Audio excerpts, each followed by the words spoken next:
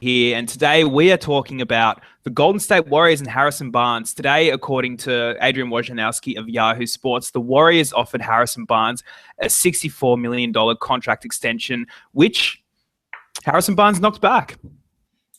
That's 4 years and $64 million, which seems like a lot for Harrison Barnes at $16 million per year. But of course, with the salary cap set to explode next summer, it seems like a pretty reasonable deal. But what I guess people might not necessarily think is reasonable is him turning down a deal to A, stay with the champs, and B, turn down that kind of money. Do you think this is a smart decision from Harrison Barnes? It's a ballsy decision from Harrison Barnes. If he ends up getting a bigger slice of the pie out of the Golden State Warriors, then it would look like a very smart decision from Harrison Barnes, but it's still too early to say at the moment. And if you look at the actual the deal, $16 million a year would be roughly 18% of the salary cap next year, which is projected to be at around $90 million. And if you look at it just 2 years ago, 18% of the cap was $63 million, which would have been $11.3 million a year for him. So he's there or thereabouts around where reasonable money for Harrison Barnes. Well, I mean, that's a bit of hashtag maths right there. And if you want to try and compare where he kind of sits in the market, you look at a deal like a Gordon Hayward, who signed a 4-year, $63 million deal just last summer. Michael Kidd-Gilchrist this summer signing a 4-year, $52 million deal. And then DeMarre Carroll signing 4 years, $60 million. So he's thereabouts in that region of other small forwards who have recently been extended. But out of that group, I mean, he'd have to think that he probably has the better resume, being an NBA champion. He started every game for the Warriors this season. And, whilst he didn't necessarily have the most outrageous stats, up 10 points per game, 5 rebounds, but he was very, very efficient when he was out on the floor. 48% from the field, 40% from three-point land, and 72% from the free throw line. He did his job in a system, and he was successful, and they won a ring. So I guess that maybe comes with a little bit of extra clout when it comes to negotiating a new deal.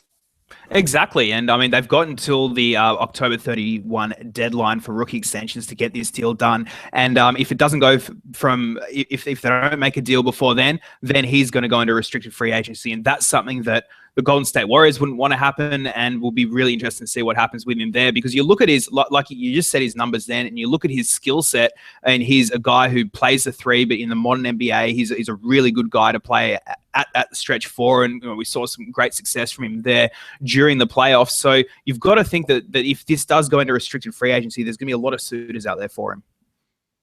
Yeah, absolutely, especially with the salary cap set to explode. You'd have to think that there would be one team out there looking to spend, maybe an $80 million type deal on a guy who, mind you, is only 23 years old. So the upside is definitely there for Harrison Barnes. But, with him being a restricted free agent, the Warriors don't necessarily want to, maybe even entertain that, because they do know that this is probably the worst time to have a restricted free agent, given the money and financial clout that so many other franchises will have, and probably be willing to take a relative gamble on a guy like Harrison Barnes. But the restricted free agency is one part of it, but Kevin Durant sweepstakes is the other big part of it, because that's going to be the summer where the Warriors have kind of emerged as another team that might want to take a look at the Kevin Durant options. And I mean, for them, in an ideal situation, they do let Harrison Barnes become a restricted free agent, and that allows them the flexibility to go after Kevin Durant. But either way, if they're going to get Kevin Durant, it's going to have to kind of start trade anyway. So that kind of almost doesn't really matter as much for them.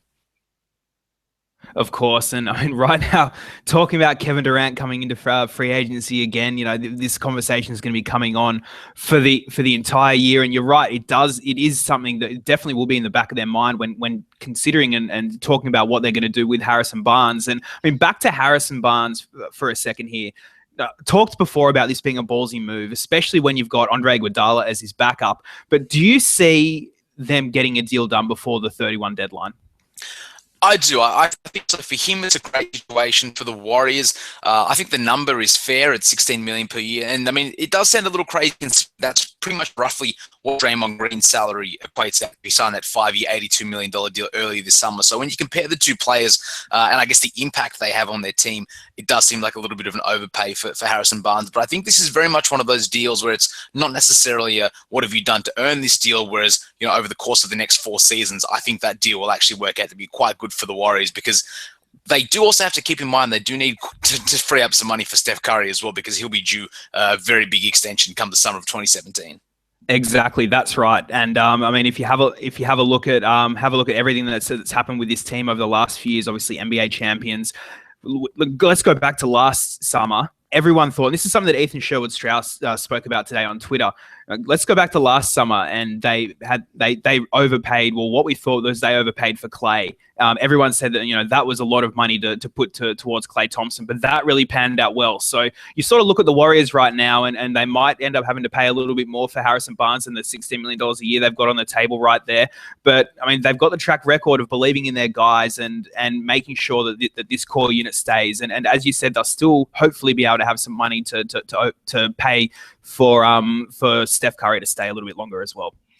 I think at the end of the day, if you can re-sign a guy on your roster right now before the salary cap explodes, you almost do it regardless of the figure, because you don't want to be entertaining that new world of the salary cap, that new era where every team has financial clout and flexibility. I think if you can get your guy right now, this is maybe just even a starting point, because the other interesting part about this deal is that Harrison Barnes traded agents midway through negotiations through this deal. So, one agent left off and another one picked up. So this maybe kind of seems like more of a starting point for negotiations. So I think for Harrison Barnes, this is an ideal situation. If he can get this kind of money playing for a perennial championship contender, I think he stays. He maybe gets a little bit more money than this, but I just don't think they want to see him hit that market as a restricted free agent. And we'll definitely be keeping very close with what's going to be happening with Harrison Barnes in these contract negotiations with the Golden State Warriors over at BelieveTheHypeNBA.com, on the Believe the Hype NBA podcast, which you can find on iTunes, Stitcher, wherever you find all your good podcasts, and on Twitter, TRA Reid, Benyam Kadane, Facebook page, facebook.com/BelieveTheHypeNBA. We're everywhere. You know where to find us, and we'll be back with more debates and discussions.